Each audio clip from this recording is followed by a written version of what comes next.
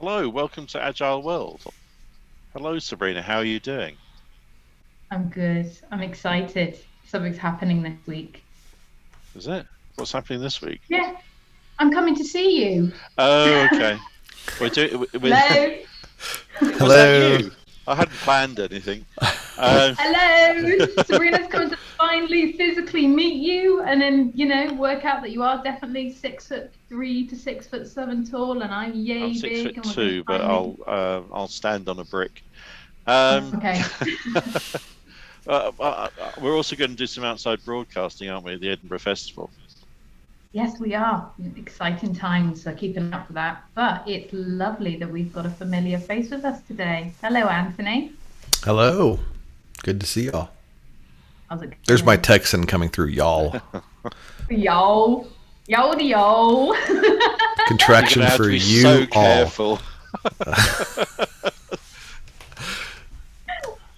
By the time this goes out, it will be on the airwaves. But we've applied to speak at South by Southwest in a couple of sessions, so please no funny accents with Texan voices because Austin is in Texas.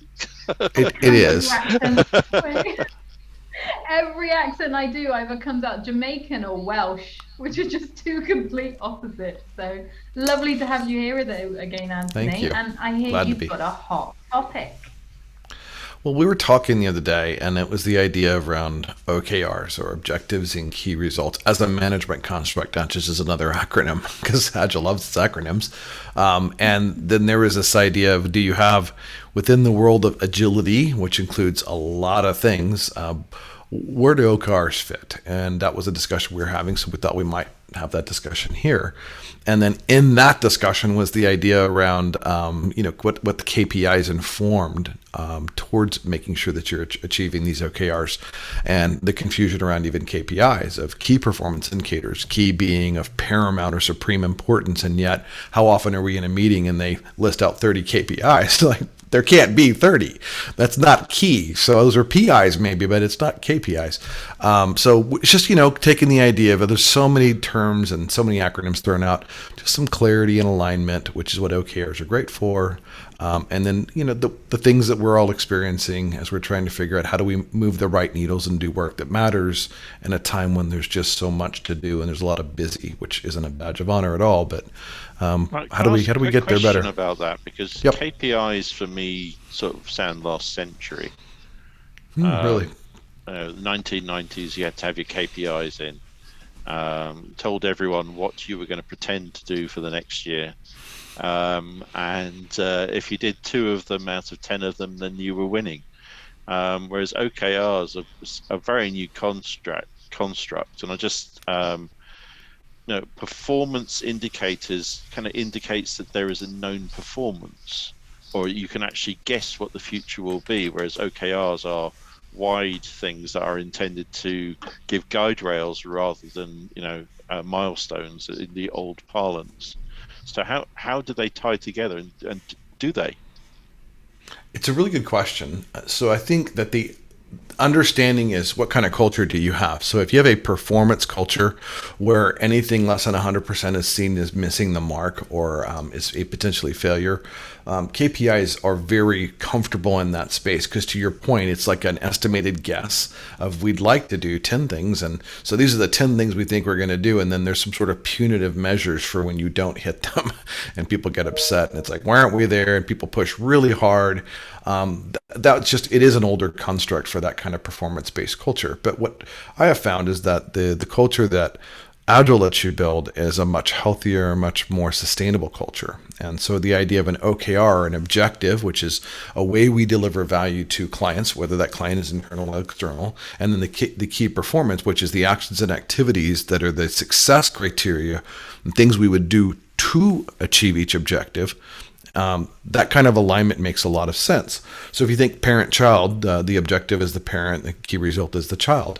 And then you've got the idea of KPI, which is the key, paramount, supreme importance, performance. How are we doing? Think about progress, right? You could see Just progress could be a saluting very your short. importance. Right. Performance Perform. Key, performance, and then indicator. And the key is, it's an indicator. It's not the thing. It points to the thing. So a KPI, people often get confused with a metric. So we would say a metric is a thing of measurement. It's a type of way of understanding a point in time reference. Think thermometer. Thermometer tells you the temperature right now. So you have a metric around that. I like using barometers. If I use that, if we're going to go metaphor for a moment, I like the idea of not only direction of change, up or down, but the rate of change, up or down. So something that's going up faster than something, or something going down faster than another.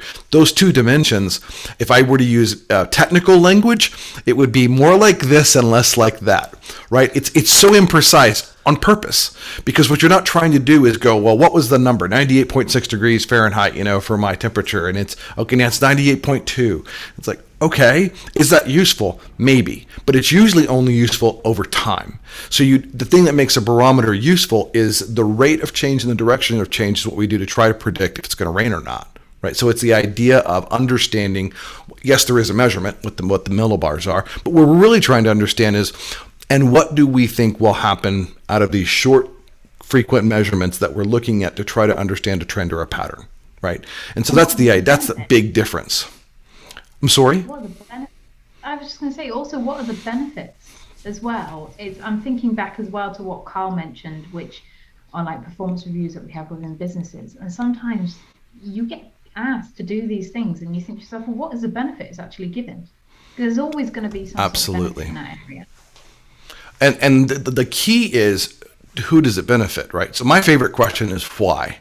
Why and why not, if I want to be specific, right? Because there's so often that someone says, well, we need to do this thing. Okay, so why are we doing that thing? Well, because, our CMO so-and-so said this.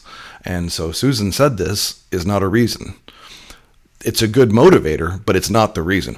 Why does Susan say we need to do this? Well, I don't know. Well, then we shouldn't get started until we have that clarity to know what is her expectation for doing this. We're not doing this so that we can check a box and said we did it. We're doing this so that we have some measurable outcome, some understandable way of a better preferred future state that we want to achieve, and we think this is part of how we would get there. But in so many cultures, we go back to that performance-based culture, there's a lot of fear, right? Where, well, I have to do this. You don't understand. I don't get to ask why. It's mine just to do it. OKR is a guide rail and a KPI is a stepping stone. Is that That's what you're getting? Excellent way to describe it. Yes. Okay. Yeah. So, and I say it is a guardrail, or it puts edges around something to give it shape and form, but it lets you have lots of room to figure out how to do it. And who figures it out? Not the executive, the people doing the work, right? They're the ones who tell us how this is going, what the progress is for those KPIs.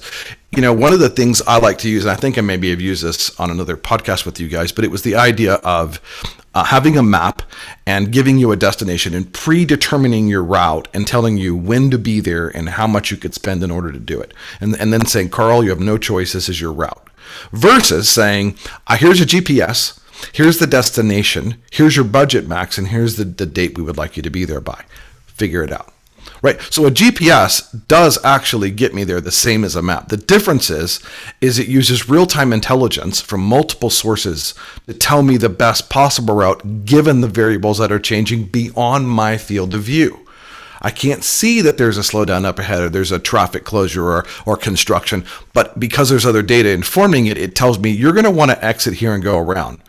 And what that does is it informs my actual destination arrival time now. And now I know why I'm not going to be there when I thought I would be there. But it's understandable. The other thing that I think we should aim for as leaders is to get to a place of saying, we think our hypothesis is that this is going to be a great thing. Here's your destination, here's your budget, here's your time frame, go get there. What we need to do is then empower, push control down, as David Marquette would say, and say to the person who's made the trip, once you arrive, tell us what you learned and tell us if the ROI for that trip was worth it and if you'd even recommend going here again. Right? Yeah. Versus, well, we went there because so-and-so said we needed to be there. Well, I'm here now. Wasn't very valuable, but I got here. Well, we need you to come back and do it again.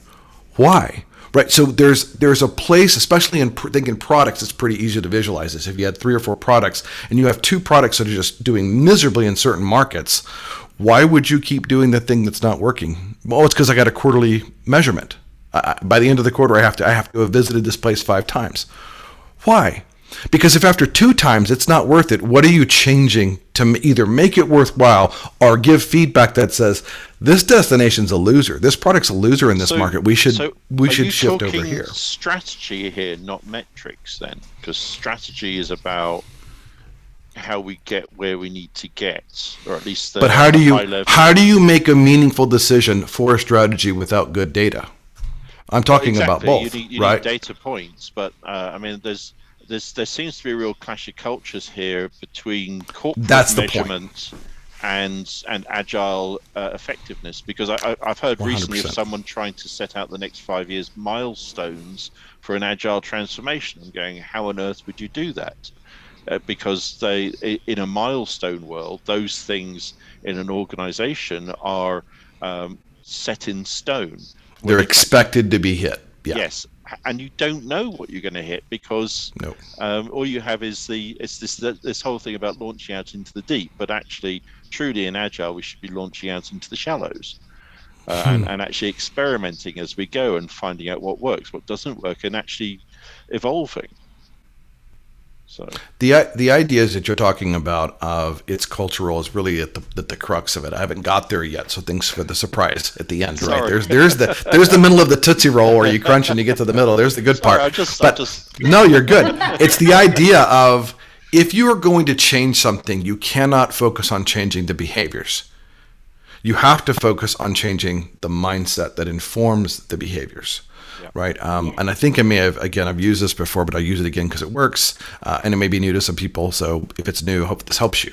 It's kind of like I'm dieting. Now I have pretty good experience with dieting. I've gone up and down in my weight. I've tried different things over the years. I have a friend who's a certified trauma family therapist. She knows me very well. And one day she was over, we were talking, and she said, we talked about diets, and she said, you know why, you've gone through so many different diets. You know why those don't work for you? And I said, no, if I knew, I wouldn't go through so many. And she laughed and she said, well, it's because of your childhood. And I'm like, what? And basically the childhood trauma, I grew up in a very abusive home by my father's hand. And so my mom, whenever things were bad, her way of trying to make things better, because she felt completely out of control, was to make cookies and brownies and sweets just so that I felt better, because she didn't know how to cope with that. Right. So I later in life subconsciously associated that when I felt bad, when life was difficult, when there were stressors, I would go for sweets. And so I would break the diet, which was working, because I could modify my behavior to follow the diet plan right up until the stressors overcame my consistency of those habits. And once I identified this, and it was really a breakthrough point, because what it allowed for was to think about why I thought about a cookie or a sweet, right? And the idea was my behaviors were following a neural pathway that said, I believe this will make things better for me. Whether I acknowledge that outside or not, that was the truth. So when I acknowledged that that's not actually the thing that makes me better, then what was interesting is my mindset shifted. My mind shifted towards what I want to achieve to be actually healthy, not just physically, but mentally and emotionally healthy. By doing so, my behaviors followed. Now what I choose to eat is right in line with my mindset. And when the stressors come, I know why I'm making a decision. It's not a behavior to modify, it's a belief to modify. Agile is a belief system. Agile is a way to believe that we're better together than apart, and we're better if we chunk it up into small bits, and we're better when we presume we don't know, but we discover together, and we're better, right? All these things, if people overprocess, etc. There's a lot around it's belief. That's why I say, you don't do Agile, you be Agile. Well, how do you believe? So I think the big difference between a performance culture and a culture that's moving towards business agility and agility is focusing really on, what do you believe? And if you believe that telling people what to do is the best way to get there, and if you believe setting milestones to achieve it is the best way to get there, you will control your way right into whatever you get to, but it's not sustainable. And look at it from the ability to pivot in the market, you're much slower. Look at it from the ability to retain high talent when they have options to go to places that aren't like that, much more difficult. So you can do this. It is an option, but it's a less effective option. And it's kind of like, was it Milton Friedberg, the only reason for a company to exist is to generate a profit. What if that's not true? What if the best reason for a company to exist is to delight and surprise customers? And oh, by the way, when you do that consistently and maybe even at scale, you go wildly profitable. I mean, Microsoft, 2007 to 2009-ish, big shift internally, leadership focus, right? Not just at the team level, for a shift. And now they went from what, a few $billion to $2 trillion market capitalization. Amazon, Uber, I mean, the list goes on. The top 5 largest, fastest growing companies that the world's ever seen are all founded in an agile kind of belief system, if you would. You can't force it. You have to choose it. And so when your organization is going through a transformation, what you're trying to change is belief, not behavior. And so the idea of an OKR for aligning clarity and alignment of beliefs, right, to serve and put the customer at the center, and you orbit around the customer, as Steve Dinning would say, these are things that make it much easier than to align and have teams give you the kind of results that you would expect from agile transformation, right? You would expect things to be faster and better, but that's a byproduct. That's not the point. So I'll stop talking because that was quite a bit. That's really the thing. It's a culture play. No, this is great, because especially the fact is you're going through the mindset process as well. And we repeatedly hear agilists like ourselves constantly saying, you can coach and train what the method is, but until you actually have the mindset, it's not going to be a success. And I love the way that you've also put it, a realization through something that's happened in your personal life, and understood how your mindset worked then, and how you've also been able to bring it into your mindset now. It is all around the mindset. It's extremely important, and I'm glad you've actually highlighted that. Thank you. So I'm doing a talk later this month about mindsets. I don't normally talk about mindsets because it's very, very difficult. And it's abstract. It's very abstract for people. And my way forward through it is to talk about attribution. So an actual mindset is a flow of experience around an activity or a moment. So your mindset happens, and then your mindset happens again, and then it happens again. But it's actually around instances of time, and how we attribute our actions, or how we attribute our faith in our actions in those moments, to use your terminology, our belief systems, determine whether or not we will acquire agile. Not if we will become robots to agile. So agile is something that we individually own. It's not something that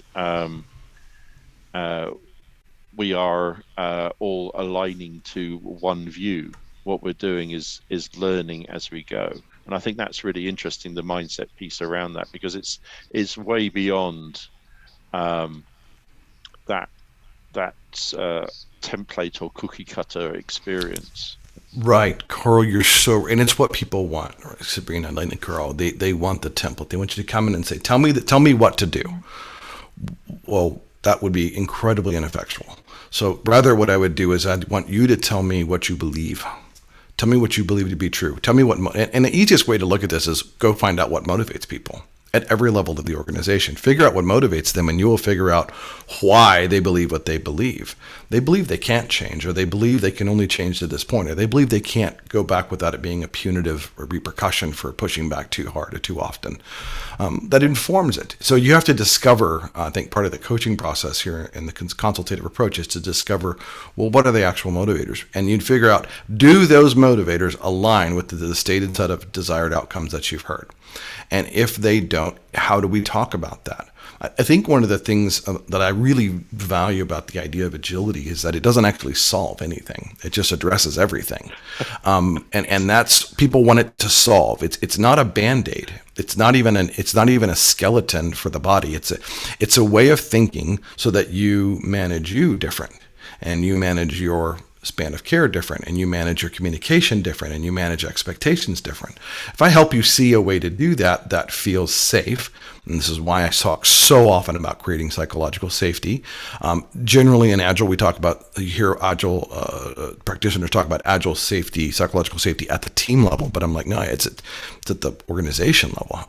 And that, the only way you know is feedback. So this is why feedback is a gift. But aggregated feedback, scaled, is actionable intelligence. So if you have lots of feedbacks that you collect, aggregate, and understand, which I've done over here, it's the idea of saying, not do I understand how this team feels and what this team's saying, what this team's saying. That's great in a bubble, but it doesn't help us holistically understand the truths or the reason for those insights or the reason for their pushback until you start looking at it at scale. And it's why I think the retrospective radar is so helpful. It's a way to aggregate insights at scale so that I can make meaningful, back to your point earlier, meaningful decisions based on good data. What kind of data? Qualitative data. The difference is before you've always had a retro, or you've had some mechanism for feedback surveys, NPS, whatever, but you've never taken, usually I've not seen this done at scale, where you take all of that, run it through like natural language processing, work it through different levels of management, talk about what the feedback is, weight it and scale it, and then represent it and say, this is what the overall truth is. Because when you have qualitative information quantified, it's a narrative, it's not a complaint. And so when the narratives comes to play, it's very hard to argue against that, because what you have to do then is deal with, well, no, why are they saying that at scale? Why are so many people giving that feedback? We don't believe that to be true. Well, there's the disconnect. There's your dissonance. And what a great question to ask. My job is to help you ask better questions. Yeah. So if I give you good ways of seeing those dissonance areas, those deltas, and then you can ask a better question, now you can start to get to your root cause of why you believe what you believe, why people operate out of this reason or that reason, why the motivations are correct or incorrect. And then you get to make decisions about that. Isn't that glorious? Because now you're changing the culture. So that's really interesting as well, because a lot of the transformations I see are very focused on proving the transformation. And you do that by proving the artifacts of transformation rather than doing the work better. And, you know, what you're really talking about is how has the human experience evolved and how has it affected the outputs of the work and made changes to the quality and the attitudes and the interactions. And that's actual agile mindset, as opposed to the black book handed from one analyst to another with a list of attributes that you're now supposed to have now that you're a servant leader. It's not a checkbox. I know, but it seems that's what seems to be happening to agile. Is it's become the latest fad to sell to businesses as a something you can just adopt and everything changes, but it's still focused on how agile is better. And I put in an article I wrote recently is clients don't care about agile. They care about their customers. They care about net promoter score. They care about the culture in the organization. They care about if they've got high turnover of staff. Those are the things they care about. They don't. Agile is meant to facilitate a better understanding of the ecosystem, and if it isn't doing that, then it's not really doing anything useful. I think one of the misnomers is, and you know, you hear it a lot, is new ways of working in Agile. That feels like a different version of the same thing, and it's a different version of a different thing, right? It's really what it comes down to. But it's very difficult to sell that. And I think, you know, nothing against any of the consultancies out there or the tools in the Agile space or the people that have made a lot of money selling some great books on the subject. But it's easier to monetize a method than it is to monetize a way of being or a way of thinking. And so when people put a construct around it, that's just easier to sell. It's easier to sell safe than it is to sell a nebulous abstraction. It's easier to sell Scrum. It's easier to sell Kanban, Lean, Six Sigma. I mean, just keep going down the list. It's just easier. And there's value in any and one of those things, potentially, right? Potentially there's value for that. It's not wrong. It's just, but you have to come back to this altruistic level of, are people actually more satisfied? And are the people that we start with most satisfied? Not us, but them.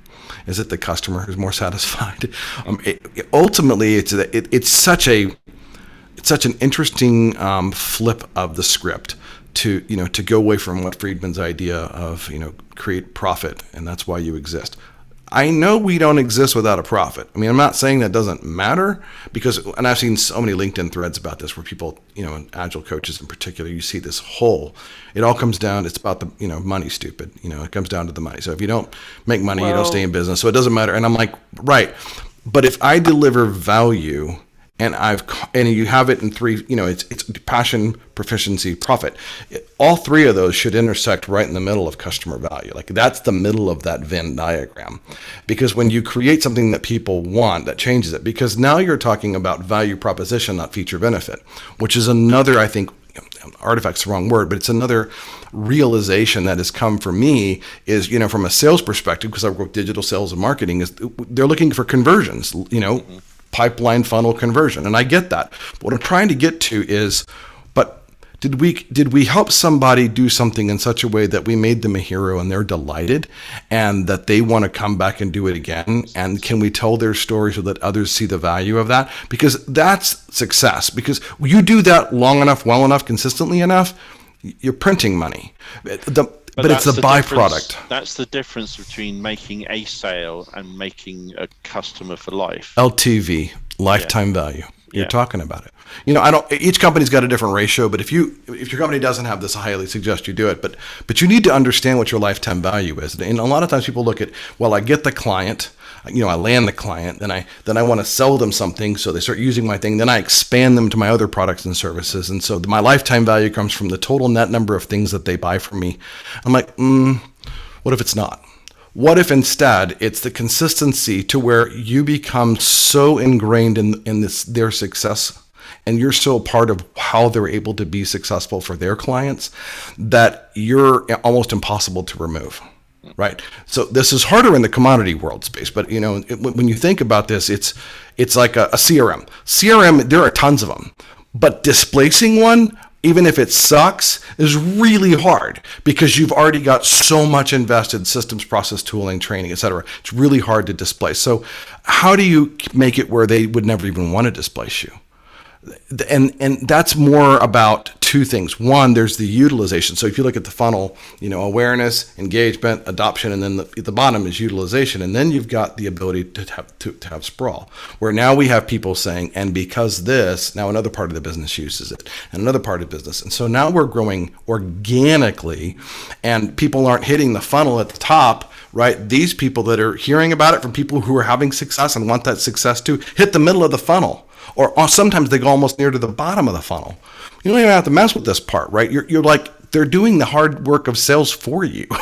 This is the beauty of a sales with marketing organization. Yeah, it's sales with marketing, not sales and marketing. And that's, I think Agile helps us do that at speed, scale, and iteratively.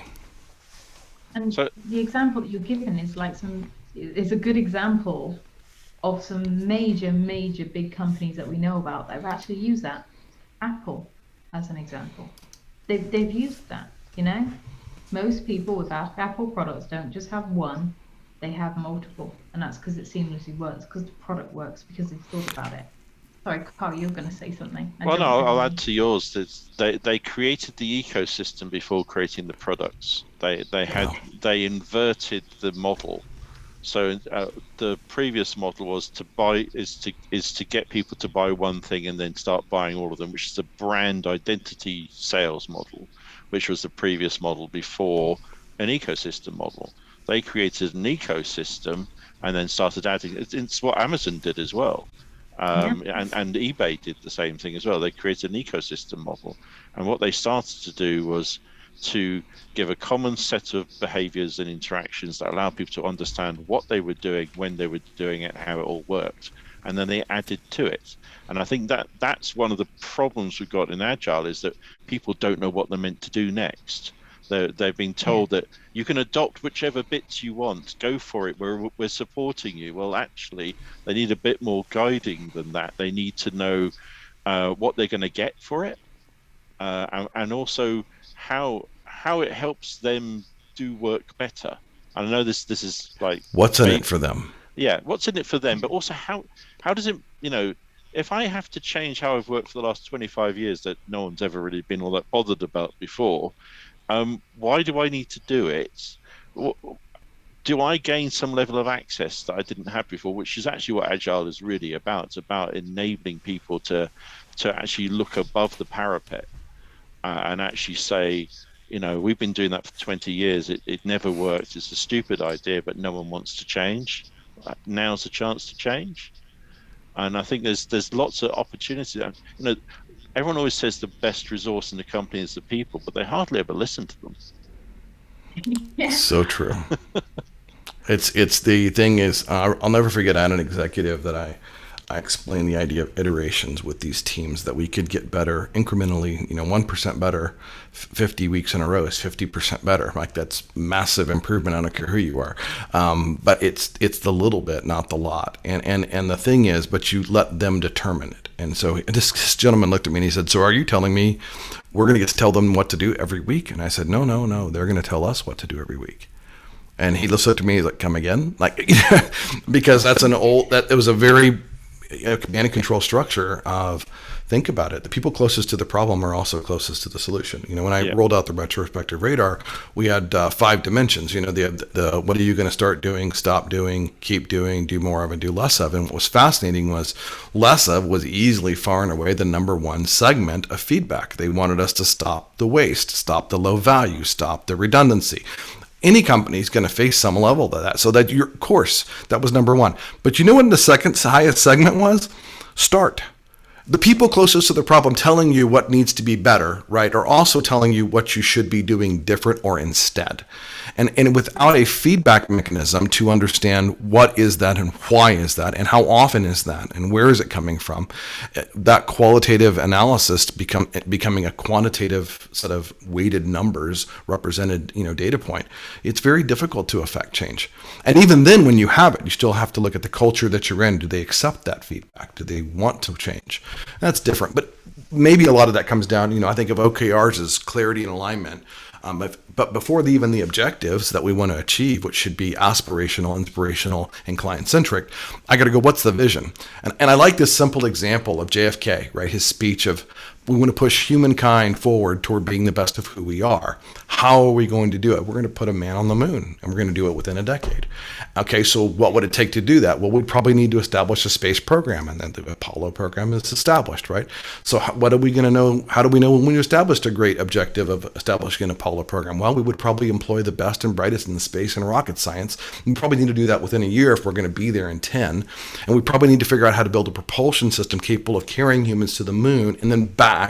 And if you wanted to get there, maybe 3 to 5 years to figure that out, right? So there are some longer term goals, but you want to achieve it by this desired state. I'm not telling you what you have to do as a milestone is by year 5 have this. I'm saying it seems like a good idea, hypothesis, that in order to get there by year 10, you're going to have a lot to figure out. This is massive, never been done, but it seems reasonable to assume maybe we might think about it like that. And the beauty is you're precisely wrong because you don't know. But you put forward a hypothesis that believes the best, and then you're willing to adapt, listen, and change. Yeah. And then so from there, you got your objective key results. And now you go, okay, so what are the strategies and actions that are going to let us enable and demonstrate and try and experiment to achieve each one of those key results, which would move forward the objective, which would let us achieve this mission, right? So that alignment and that clarity is so often missing. We start as tactical. Who's doing what? We need to do this thing, or this is a new initiative. Okay, what's it aligned to? Which needles does it move? How does this help move the business forward? Is it valuable to our clients? How do we know this? So you pause before you take off and you ask these harder questions rather than assuming that some executives got it right. Assume that the people closest to it probably would tell you more than that executive ever could, because that's a group of SMEs that are going to be able to give you remarkable clarity and amazing feedback so that you're more likely to be able to come back and go, well, Mr. President, it might be 12 years, but we think it's doable. We just, at the rate we're going, we think it would look like this. Great. And then you break that down. But again, you're looking for the smallest thing in front of you. What do we need to do next? And does it help us move? Too often, there's such a focus with metrics and KPIs, back to that part of, well, we need to do these things. Maybe, probably, but are those things, is that the tail wagging the dog? Because we have to be able to say, are we sure that what we assumed, our hypothesis, is proving out to be correct, or what are we learning? Because then our metrics and key result or KPIs would totally change if those changed. But you can't make the KPI or the metric the thing that's immovable. No, it's completely dynamic, but it's in service of a clear, aligned vision.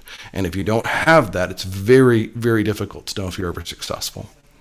So is the hot topic here that metrics and KPIs have become a lodestone to delivering anything, and that OKRs, are good in a sense, but they need to have that flexibility in the trajectory. Absolutely. And I think, that the KPIs and metrics are great in service of OKRs, but not the other way around, right? And I think that that's important. What we want is, what every employee wants is, just let me know if what I'm doing matters and it's working. I don't want to do something that doesn't work. At least a good ownership-minded employee versus someone who just collecting a paycheck would say that, right? Is this mattering? Is this actually moving? Are we getting somewhere? So how do you know that is, you don't just say we satisfied a requirement of a stakeholder. Instead, you say we know that this is closer to this idealized aspirational future that we have, and we're going to learn a lot as we go. So I like both, but I think that there's a time and place to understand that. And I don't think there's a lot of clarity around it, which is what we were talking about, which led to this podcast. So for me, it's an interesting conversation. And again, I'm not coming up with answers. I'm asking different questions. So I'm not proposing that I figured something out. I just have a point of view that I think is a great way to have a discussion around it. And I think I think we need to pull this forward as well, because I think it's a great discussion, because the fact is, these metrics, this data, it's all being used in a lot of places incorrectly, almost carrot on the end of a stick. So I think this is absolutely it's true. Companies do use KPIs and everything as a carrot and a stick. You're not going to get a bonus unless you hit these targets, and a lot of people don't actually ask the right questions.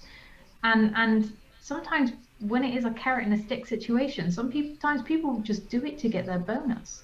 It's different. The world is different now. It's not like back in the day where a lot of people would just go to work to get paid. Everyone's passionate about their jobs. They're passionate about their career, and they're also passionate about the business that they work with.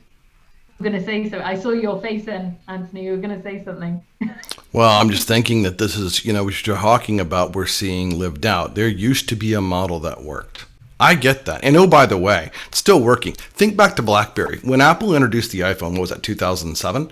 It was 2009, I think, was when BlackBerry was still on their rise. That they peaked in 2009. 2 years after something that was completely different in every way was on the market. So the dominating way still continued to dominate for a couple of years. But then where's BlackBerry today?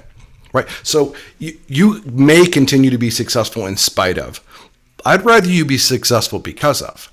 And I think about where we are here as we're recording this midway through 2021. The great the great resignation is upon us. My LinkedIn is blowing up with people that are going to different jobs and trying new things because they learned they can. One of the things that came out of the pandemic that's good was people, often in the knowledge working industry, learn something about themselves and what they want and what they don't want. I think it's super helpful to have that clarity, because now you can't unknow it. So you're watching people make decisions, and I mean the transformation of transition from one job to another or whole new industries is upon us. People are going where they feel they have the best chance to contribute value and to have the kind of work-life balance, or manage that tension the way they want, or the kind of culture they want. I'm watching a lot of people leave and talk about why they leave is they want a different culture. So you might not need to change, but you might not be around. You might be the BlackBerry of the future, and that would not be a successful outcome. Very well said. Well, I think on that note, I think we definitely need to set something up in the future, and I think this conversation needs to get going. Karl, have you got any more questions? No, I think it sounds like a really good candidate for a meetup.